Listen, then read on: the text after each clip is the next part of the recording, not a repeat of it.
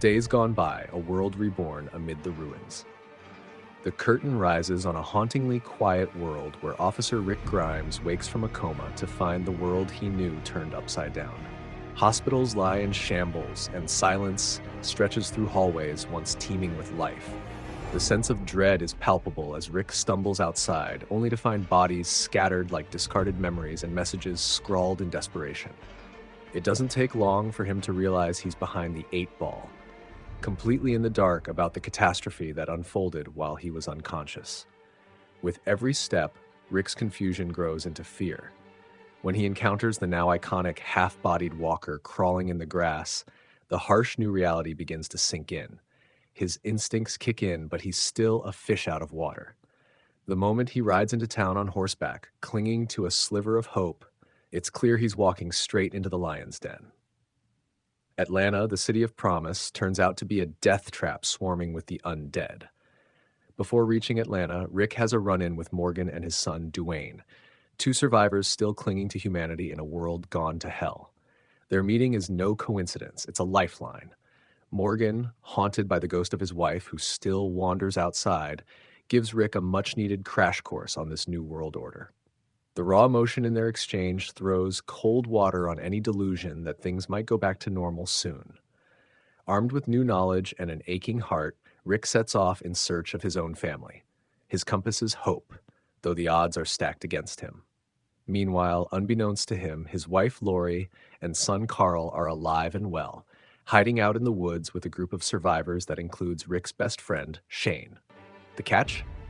Shane and Lori are growing a little too close for comfort, as grief and uncertainty blur the lines between loyalty and betrayal. Rick's journey through the ruins of civilization is a baptism by fire.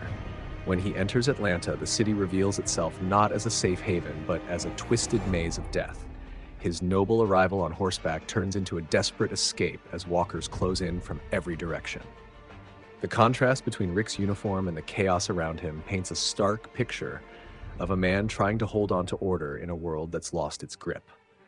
Cornered inside a tank, Rick seems to have reached the end of his rope, but just when all hope appears lost, a voice crackles through the radio, sarcastic, sharp, and very much alive. It's Glenn, another survivor, watching from above. His unexpected intervention gives Rick a second wind. It's the first time we see a spark of camaraderie, a reminder that survival isn't just about brute force, it's also about knowing when to stick your neck out for someone else. This premiere doesn't just introduce characters, it peels back their emotional layers. Grief, guilt, resilience, and desperation bubble under the surface, often clashing in jarring ways. The show doesn't sugarcoat its message. This is survival with no rulebook. Whether it's Morgan freezing up as his undead wife stands outside, or Shane struggling with the weight of secrets, everyone is grappling with choices that don't come with clean consequences. Visually, the episode is a gut punch. From the aerial shots of abandoned streets to the claustrophobic scenes in dim-lit homes, everything screams isolation. But there's a rhythm to the madness, a choreography of despair and determination. The sound of cicadas, the screech of walkers, the creak of an empty swing all serve to immerse us in this eerie new normal, where the silence is often more terrifying than the growls of the undead. Days Gone By doesn't aim for a slow burn. It hits the ground running.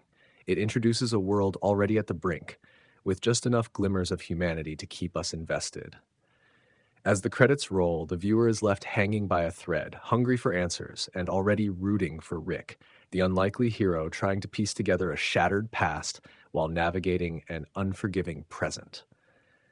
And so begins The Walking Dead. Not as a tale of monsters, but as a gripping exploration of what it means to stay human when everything around you has fallen apart. The real threat isn't just the walkers, it's what people are willing to do when the chips are down. Episode 1 throws us into the deep end, and we can already tell the water's only going to get darker from here.